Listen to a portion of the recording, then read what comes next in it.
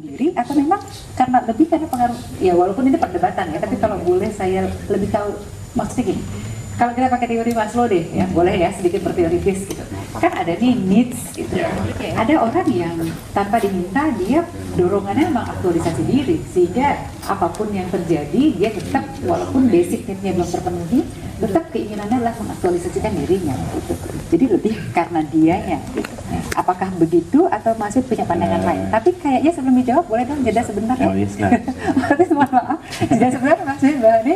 Ya pemirsa, kita akan jeda sebentar sebelum mendapat jawaban dari Mas mengenai motif atau niat dari seorang, tetap di acara Review Psikologi dengan tema produktivitas diri.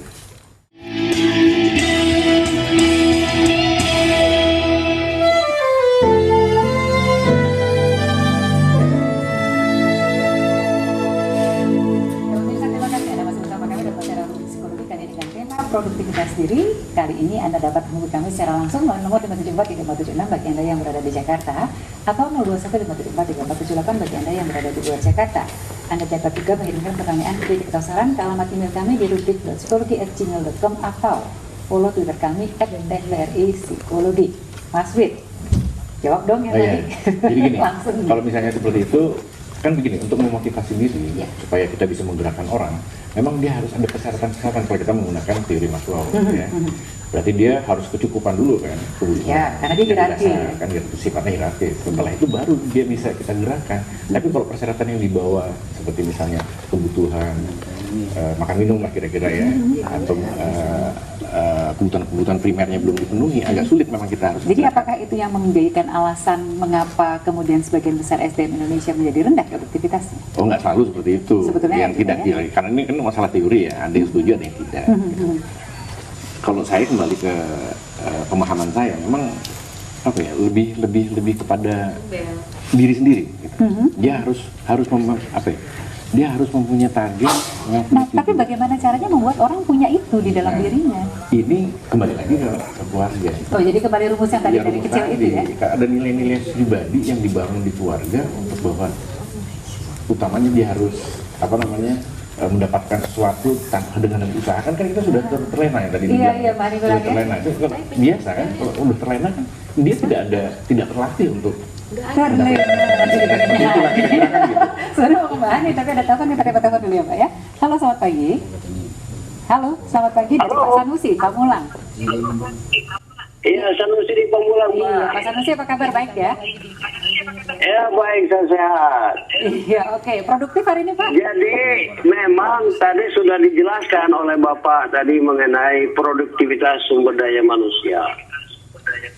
Memang manusia adalah inti dari faktor produksi. Ya. Cuma yang berkaitan dengan perilaku agar tidak terjadi moral hazard dan seterusnya itu, maka itu yang paling penting, Mbak, adalah pengembangan diri. Bagaimana pengembangan diri itu melalui self-assessment. Self-assessment ya Pak? Nah, self-assessment bagaimana adalah melalui BLK. Jadi training dari BLK itu dan dimonitoring secara sistematis. Perkembangannya bagaimana daripada seseorang pekerja itu 3 bulankah, 6 bulankah, atau setahun. Ya.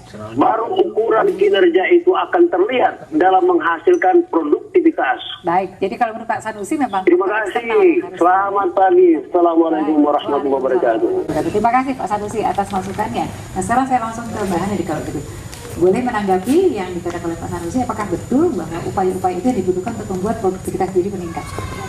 Saya setuju sekali dengan kita punya BLK banyak sekali ya di Indonesia. Kebetulan kantor saya juga kerjasama dengan beberapa BLK di Jakarta. Penting sekali kemudian untuk pemerintah meningkatkan kinerja dari BLK itu karena sesungguhnya BLK itu bisa menerbitkan sertifikat yang kalau misalnya seseorang masyarakat itu atau individu tidak mampu untuk kuliah sekolah, mereka bisa datang ke BLK kemudian bisa mendapatkan sertifikat yang menyatakan bahwa mereka siap kerja. Bisa juga ada training khusus seperti training otomotif dan segala macam yang supaya kita tidak kalah cepat dengan tenaga asing yang datang dari luar Indonesia gitu. training dan pengembangan itu kemudian menjadi sangat penting juga di dalam sebuah perusahaan. Dan Mbak Haning melihat bahwa itu memang efektif ya, bisa membuat orang jadi berubah, punya motivasi yang baik untuk bisa produktif. Saya rasa iya, Betul iya, ya. betul. Cara paling mudah dan cara paling mudah dan ketat itu adalah melalui training dan pelatihan terus menerus kemudian. Baik, jadi bisa jadi cara ya. Baik, kita terima sekarang telepon dari Pak Kaswan di Cirebon.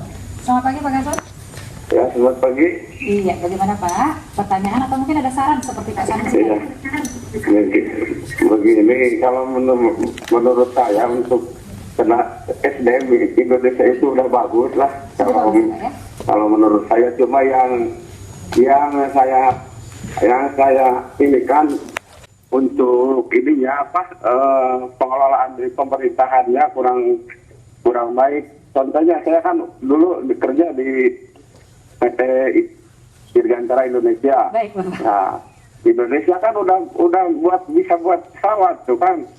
Kalau lihat SDM Indonesia Sudah dengan oke ya, Pak, ya? Sudah ke Asia mana coba yang udah bisa buat pesawat.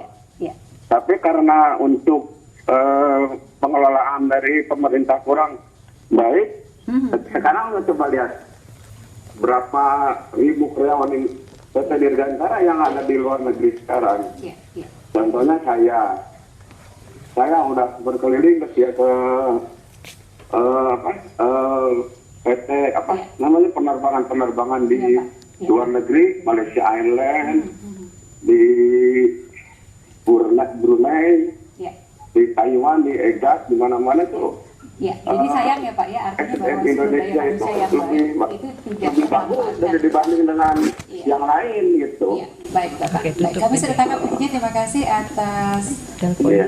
sharingnya ya. Jadi artinya di sini peran Waalaikumsalam warahmatullahi wabarakatuh. Jadi peran pihak yang lebih tinggi di atasnya yang masih belum mampu memanfaatkan potensi sumber daya manusia yang sebetulnya sudah baik, tapi memanagenya, memanfaatkannya yang masih belum. Kalau menurut pandangan Mas, apakah begitu? Ya, sebetulnya memang yang yang bertanggung jawab secara keseluruhan negara ini kan memang pemerintah. Harusnya begitu ya, Tapi regulator. kan kita tidak bisa juga menyalahkan mereka. Memang ada segi kekurangan dan sebagainya. Tapi kalau saya lebih melihat ya ini ke individunya. Lebih kembali ke Ya, manusianya. ke manusianya. Bagaimana kita mengembangkan mereka menjadi lebih motivated, mempunyai keinginan produktif dan seterusnya. Sebetulnya saya ingin menanggapi tadi ya Pak Sanusi, Yang pertama, Pak Sanusi. BLK tentang memang salah satu nilai nilai bersaing kita untuk kompetitif dengan lingkungan itu adalah masalah kemampuan teknis.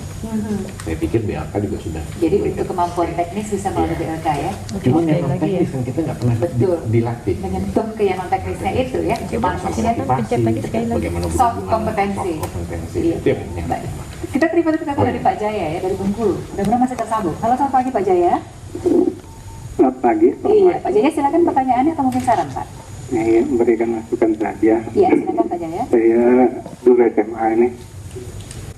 Iya Pak. Jadi kalau masalah kualitas tenaga kerja kita itu sebenarnya tenaga kerja Indonesia ini sudah bagus sekali. Sudah bagus, baik. Tapi jangan dipukul ratakan. Jadi kalau ditenggelamkan dengan jumlah penduduk kita, ya memang kalah kita dengan Malaysia.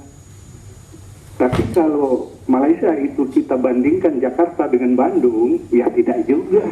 Iya, baik. Iya. Banyak berkualitas, bahkan melebihi Singapura, Malaysia. Iya.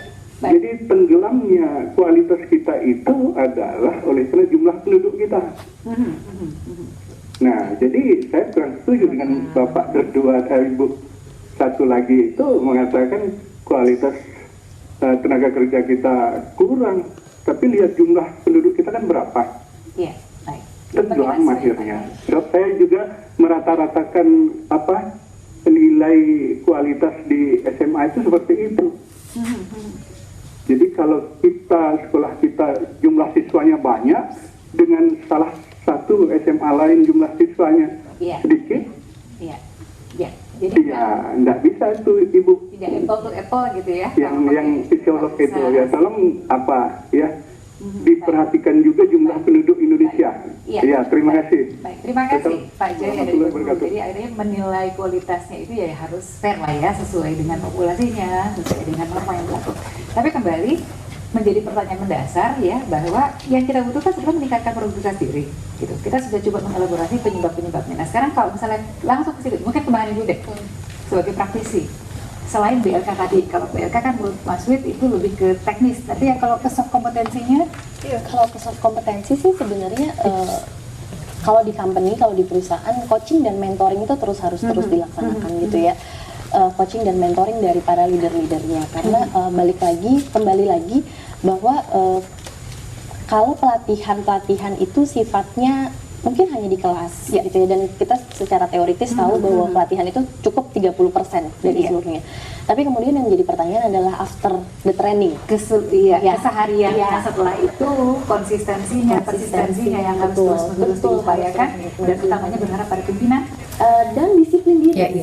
Itu penting banget. Kalau di dalamnya belum kuat, maka lingkungan yang harus kuat, memperkuat ke dalamnya. Nah sekarang ke Mas Wid, tolong Mas untuk tipsnya yang praktis sehingga kita semua bisa meningkatkan produktivitas ini. Ya, kalau tipsnya yang sederhana, yang pertama kali, yang karena tadi kita ingin pada motivasi diri. Motivasi diri ya, dengan meningkatkan kesadaran bahwa masa depan itu dia yang pegang. Ya harus punya bayangan itu ya. Dan itu tidak bisa terjadi kalau dia tidak kejar. Terus kemudian yang kedua ya, kesadaran diri bahwa kalau dia produktif, orang akan menilai dia positif. Sehingga akan lebih mudah dia untuk misalnya dia tidak kerja atau dia akan meningkatkan promosi dan seterusnya. Jadi jangan nunggu dipuji dulu, tapi tunjukkan Tunjukkan ya. dulu. Yang ketiga itu ya, kita hindari kelompok-kelompok teman ya yang tidak mendukung masa produktif. Jadi jangan kumpul sama orang malas lah kira-kira gitu. Kumpul sama orang yang bersemangat. Bersemangat juga. Atau kita menularkan semangat pada orang Secara lain. psikologi nular loh sebenarnya kan Oke, gitu. setuju. Terus yang terakhir adalah kemampuan untuk selalu belajar. Iya. Jadi jangan berhenti belajar itu sampai umur berapa pun ya. Apapun yang terjadi, jangan pernah berhenti belajar, jangan pernah berhenti usaha, walaupun lingkungan tidak mendukung, tetap semangat, tetap produktif. Kita akan siap menghadapi apapun yang harus kita hadapi. Baik, Mbak Hani, terima kasih banyak. Mas Wid, terima kasih banyak. Ya, pemirsa, di mana-mana berada, demikian berakhir sudah kebersamaan pada acara sebelumnya dengan tema produktivitas diri. Kembali kita berharap bahwa apapun yang harus dihadapi, harus kita hadapi dengan semangat yang tinggi agar kita siap menghadapi apapun yang harus kita hadapi. Terima kasih atas perhatian Anda dan juga atas nama Hinsi Jaya dan teman-teman. Terima kasih atas perhatian Anda. Sampai berjumpa kembali pada kesempatan mendatang bersama TVRI 53 tahun Penyatuan Indonesia. TVRI betul sekali. Selamat.